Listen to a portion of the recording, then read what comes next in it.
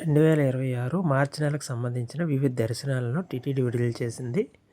మొదటి గర్భ దర్శనం భాగ్యం కలిగించే ఆర్జీ సేవల యొక్క ఎలక్ట్రానిక్ డిప్ రిజిస్ట్రేషన్లు ఈ నెల 20వ తారీఖు ఉదయం 10 గంటల వరకు చేసుకోవచ్చు.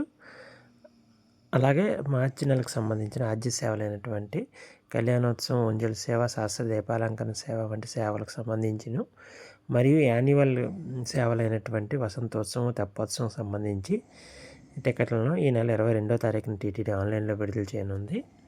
ఇక వర్చువల్ సేవలు మరియు వాటికి అనుసంధానించబడిన దర్శనపు స్లాట్లకు సంబంధించి 22వ తారీఖున మధ్యాహ్నం 3 గంటలకు ఆన్లైన్లో టీటీడీ విడుదల చేయనుంది.